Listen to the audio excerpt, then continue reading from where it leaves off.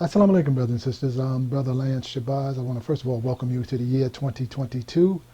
I wanted to give you an update. I've been working on a project for the last several months, and I kind of quarantined myself over the last year or so from everybody, walked away from a lot of things.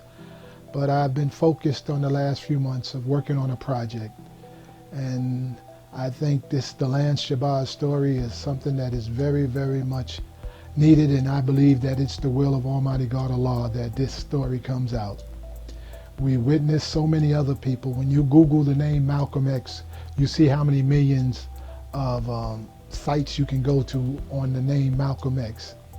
You see the name of Muhammad Ali, and you see the multi-millions of individuals doing the research of Muhammad Ali. And I just find it very interesting that so many scholars, so many individuals who have degrees, and even my brother Abdul Rahman Muhammad, who graduated from Howard University, or Zahir Ali from Columbia, and others who are just professionals and who have these degrees, spend so much time on a man who didn't have a degree, Malcolm X. And the same with Muhammad Ali, who barely got out of high school, as he said. But they spend so much time on individuals who did not complete or have what you say a college education. I want to do the same thing, brothers and sisters, but I'm a different. I say the Lance Shabazz story needs to be told. We have witnessed so many programs on Malcolm X, so many programs on Muhammad Ali. And I grew up in love with Muhammad Ali. Loved him, loved him, loved him. I grew up a Muslim, a student and a follower of the teachings of the most honorable Elijah Muhammad. Now, that life story, I believe, needs to be told. It needs to be out there. And though there are a million other stories out there, you say, who is Lance Shabazz? Why is he so important? I think after you view, I have over 23 hours of my life story that I'm trying to edit as we speak. So it may take some time. I have no assistance, or if I could say it, a minuscule of assistance working on this project. I quarantined myself from everybody. As you know, I was a participant in that documentary that many of you saw on Netflix, but first aired in September of 2019 on Fusion, called Who Killed Malcolm X. Then on February the 7th of 2020, it aired on Netflix, premiered on Netflix. I was a participant in that. And I wanted to give my spin on it, so after it aired, I worked on a project, got up to over 10 hours of it, on You Can't Handle This Truth. But something personal in my life made me bring it to a screeching halt in June of 2020, and I kind of just walked away from everything. And it wasn't until early last year, April to be exact, April 5th, that I received a call from someone I didn't know, and this brother named Frederick Hawthorne. And after the interview with him, I kind of just, it got me to kind of like saying, maybe I should do it again. Maybe I should go and look at some of this archives. But I still, for a few months, just kept to myself. I was here at the house just not doing much, trying to stay in some sort of shape, trying to just, do the best I could. I was receiving, in my personal life, I had to see some counseling and other things that went on. But I emerged from that by Allah's grace, and I began to get stronger and stronger and stronger. And as I began to get stronger and stronger, I went to work on the life story of Lance Shabazz.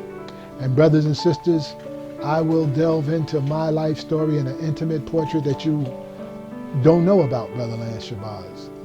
The ups and downs, the joy, the sorrow, the pain, all of these things you will get to see in the history of Lance Shabazz. And as I said, I look at the Godfather of Harlem as you have. I've looked at the night in Miami as you have. I've looked at all of these things and I said, wow, am I to just continue to just wither away and not speak up when I may have a clearer understanding of some of these things? You see, when someone writes a story, and they pitch it to the networks and they get funding and they do all of these things, it's such a pretty package, and I'm saying whether it's Ken Burns, I don't care whether it's the Siegel, I can't think of his name right now, he passed away, but when they put the package together in the triumph of Muhammad Ali, when they put all of these things together and you look at it, you say, wow, and you start to believe that this is an actual fact. But if you really knew the true history of Brother Muhammad Ali, I don't care what you've seen, there's so much more to it. If you believe everything that Malcolm is, you say the black shining prince, you thought Malcolm was the one without spots or blemish. No, brothers and sisters, there's more to it. And the Lance Shabazz story will go into it in a more realistic, documented way that you will open your ears if you want to. As I said, I have never sought any following. I have never sought anybody to follow my beliefs. But what I believe in, I believe in. What I say, I stand on my beliefs and willing to die. This journey that will take you through the Lance Shabazz story, you will see the conclusion of that. And whether you accept it or reject it, it's up to you. Some of you may never even view it. But I'm not going to only show you who killed Malcolm X, but I'm going to tell you why Malcolm X was killed. I'm not only going to tell you about Muhammad Ali, I'm going to explain that to you. The domestic life of the Honorable Elijah Muhammad, I really don't want to go into it, but I'll go into it with each and every one of them and tell you, Allah has blessed me, brothers and sisters. There is a very good reason why I halted the Lance Shabazz show. I will go into that in the Lance Shabazz story in a way that you will never look at it from that angle.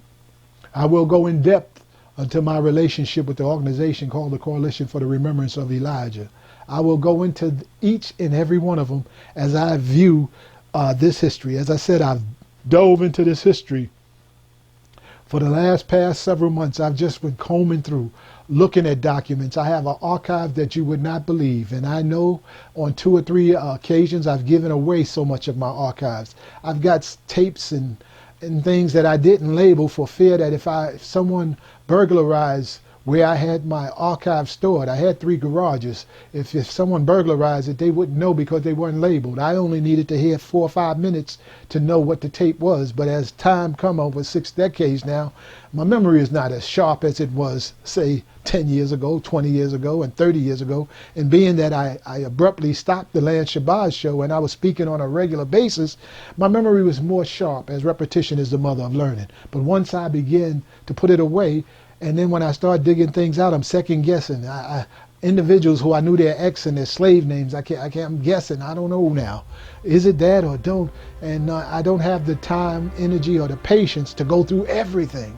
So I just have to rely on what I know. And I wanted to, at this time, today is January the 1st, 2022, just come before you for these few minutes to let you know that Shabazz I Am, the Lance Shabazz story, is coming this year, 2022.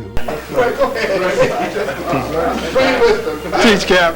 We're talking supreme wisdom. We got it from Elijah Muhammad. It is our intention and our duty until we die to see that this man gets his rightful place in this world. Not this country, in this world.